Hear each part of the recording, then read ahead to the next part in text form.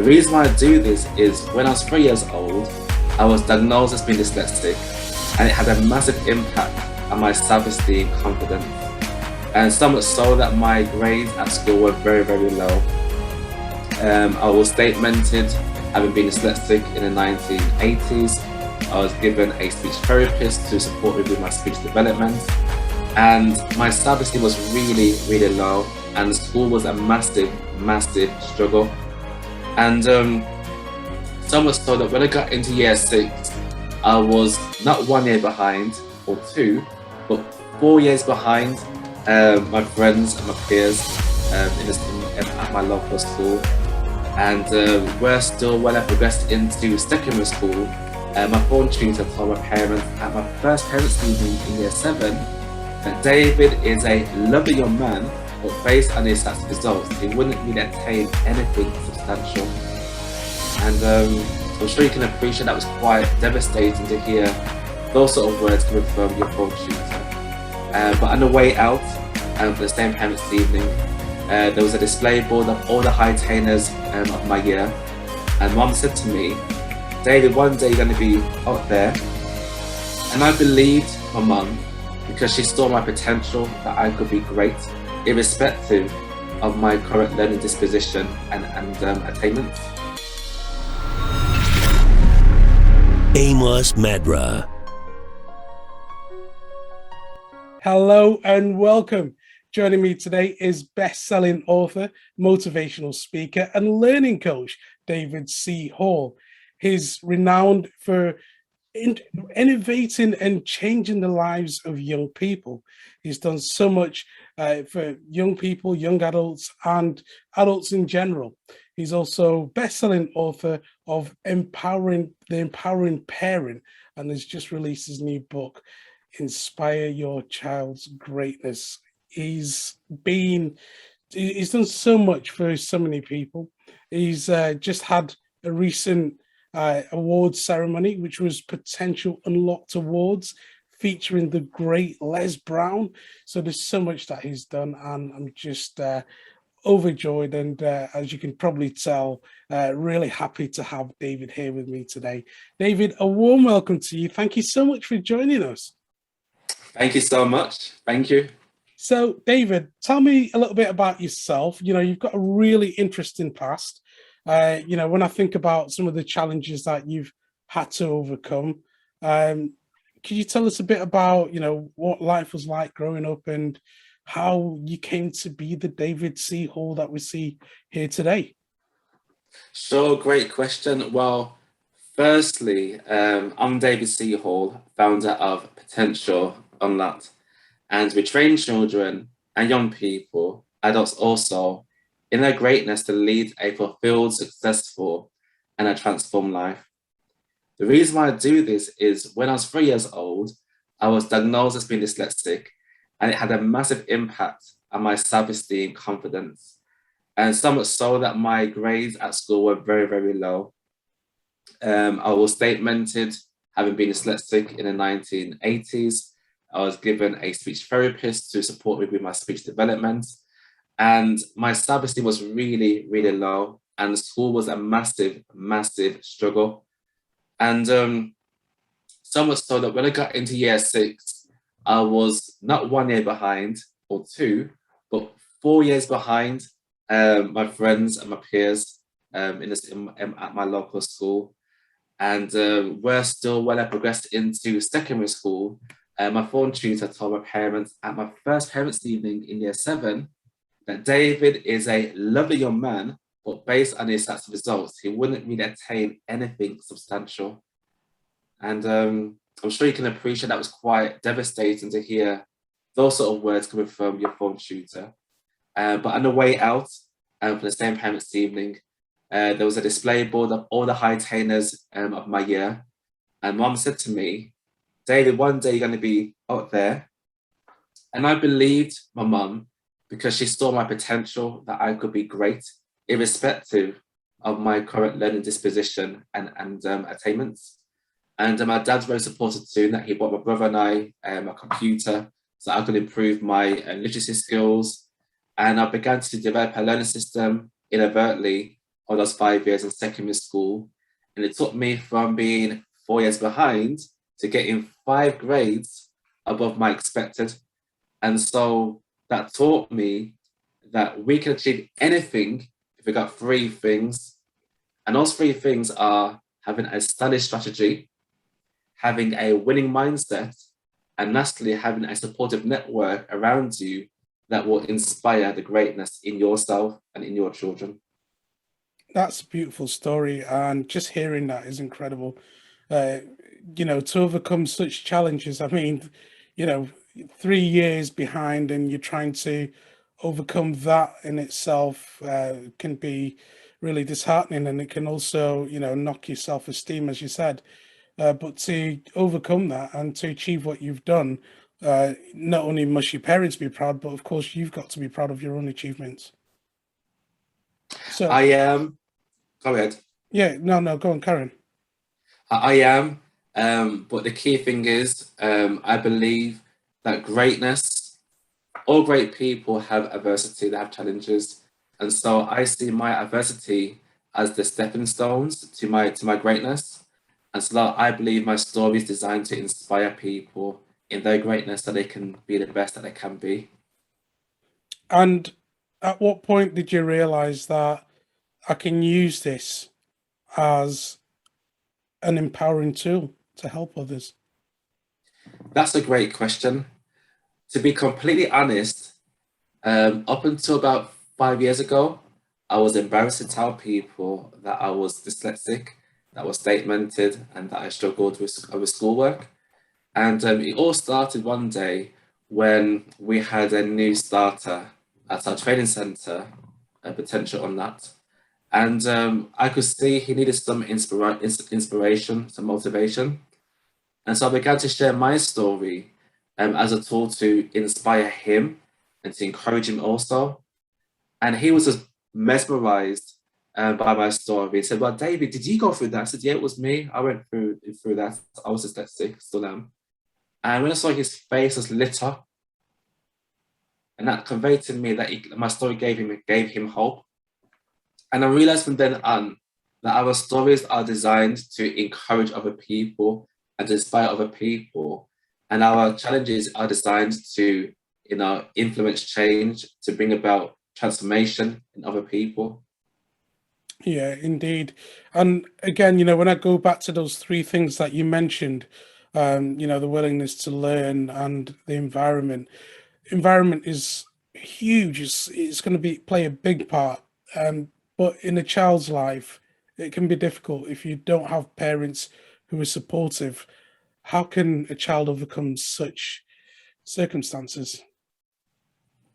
Great question. Well, I think the answer is actually twofold. Firstly, my book makes reference to it as well. The three types of partners, you have the what I call the passive parents, present parents, and partner parents. And the ideal would be to have partner parents, but sometimes parents haven't always got the skills and knowledge or the know-how of how to navigate what I call the educational maze. And if that's the case, that's okay. But the key thing is that we get the support that we need from the child's school and other agencies, professionals who can help to bridge that gap of that knowledge deficit or skill deficit, so your child is able to flourish irrespective of what parents may have or might not have. And the second thing is to encourage young people, children, that you are able to overcome any hurdle if you believe. All things are possible to those who believe. You can succeed and you will succeed. Yeah, and I think that's why it's really important to get this message across to young people, because there are some parents who unfortunately are passive and not really interested in empowering their own children, and it has to come from an outside source. And that's why this message has to get across to young people. And it's incredible that you're doing this. And yeah, it's a great honor. Again, as I said, I was looking forward to have you on this show, and so that we can discuss this. So from we've spoken about what we could expect from, say, some of the things that you've put in the book. let's talk now about how we can inspire children. What can we as adults do to inspire a child that we might come into contact with, or someone that, just even just by posting something on social media that you don't know who it reaches? What can we do to help those young children? Well, the key thing is to be an example, to lead an honorable life. And I'm a firm believer that actions will always speak louder than words. So just being able just to live a honorable life will inspire young people to achieve their greatness too. And from a more practical sense, more practical point of view, is for us to develop a connection with young people. So my book makes reference to two principles to really cultivate a strong relationship with children, to cultivate their greatness, is by first being connected to our children, connecting with them on a emotional level, so they feel a sense of rapport, a sense of security, trust, and attachment. So that from that basis of connection, we're able to support them with unlocking that potential that resides inside of your child Yeah, or students. indeed, yes. And David, when I look at you now, best-selling author, motivational speaker, learning coach, you're doing great things in people's lives.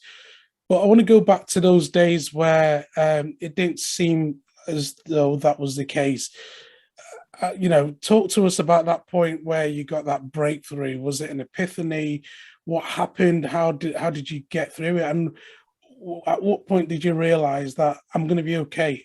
I've got the keys to this now. I know what I need to do. I feel there's never such a thing as having arrived, because life is a journey. But the key thing is that we understand that when we have challenges, is our stepping stone to our greatness. And what I've come to realize is challenges are designed to, as I said before, to really help us to draw out the best inside of us if we embrace that adversity. So, for example, as a child growing up, I wanted to be a pharmacist. Anybody who spoke to me as a child would have known that pharmacy or to be a pharmacist was my aspirational career. It was my dream, something that I wanted to be. But the more and more I tried to be a pharmacist, was the more it was going terribly wrong. For example, got my grades at GCSE, amazing. Did my A levels, missed it by a grade. I just had to do like a transfer course instead, or a foundational course instead. Didn't pass that, come up when I died. And then I transferred to another university with a view of doing a first year in chemistry. Got all the grades in abundance, got a first in semester one, which is an A equivalent. Got a 2-1 in semester two, which is a grade B equivalent. So overall was a high B overall. Passed my interview really well, but failed my aptitude test. Now in that moment, I was distraught because pharmacy was my dream career. But then I began to reflect on the motives behind being a pharmacist, and was mainly due to it brought with it this sort of credibility, societal respect, and a great salary. I began to ask myself this question: what could I do daily and have a sense of fulfillment and still being paid? And I thought teaching. In those days, I was very shy, very quiet, but I pursued teaching. I could see that was my gift um, for the world to teach young people and so on. And so that adversity taught me that pharmacy wasn't the right path for me, but teaching was the right path. So had I got downhearted about it all, I could have missed that opportunity to refine my goals and choose the right path, which was aligned to my purpose. And so now all that I do is teaching young people, adults around how to live a fulfilled, successful, and a transformed life. Indeed. And how can we do that? How can we live a fulfilled, a transformed, fulfilled life? What can we do? That's a great question. Yes, great questions. Well, the first thing is about being very clear on what it is you want to achieve in this life. I think a lot of us spend are very diligent in researching our holidays. We tend to research the best prices for flights, research the best routes to get to a location, plan out the excursions for the holiday, the meals, the hotel, and so on, with the most diligent approach. But how many times do we have that sort of passion or desire to plan our life the best that we can, to be diligent in planning out our life, one where we can be impacted and be impactful, and one where we are able to inspire change. And so it's about having a clear strategy, really, in terms of what impact we want to have in this world, the life that we want to have. And so when we are clear on what it is we want to achieve, everything else will fall into place. That's step number one. And step two is developing the environment that will support that picture of success. Environment is key. Environment can pretty much cultivate that greatness, or it can disempower us. And so these are sort of skills and techniques that are needed to lead a fulfilled life. But importantly as well, it's about being very much clear on what is our gift, what is our talent, what do we enjoy doing?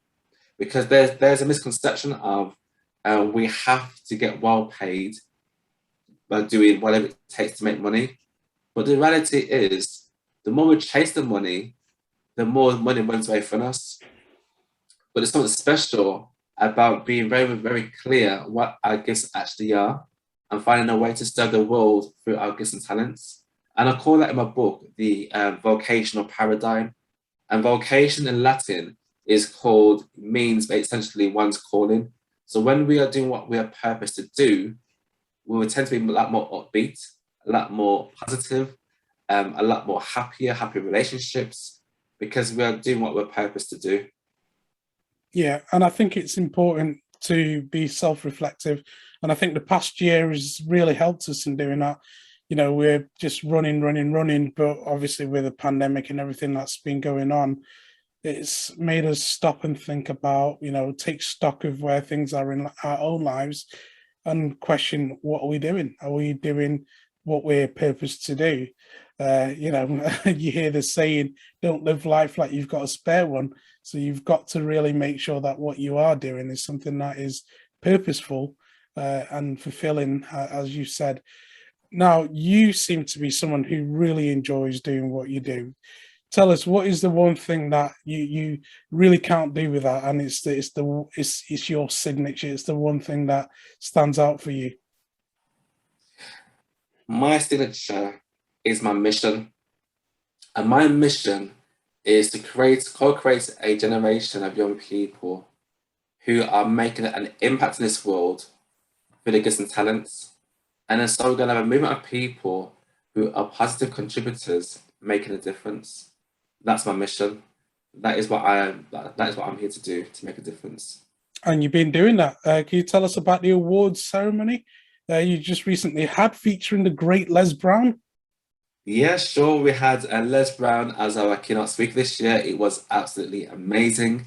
We had Greg McKenzie, who's a BBC presenter, and Stan Mann. They were amazing also. We had 7 categories this year, so 6 categories even this year. One of them included Student of the Year.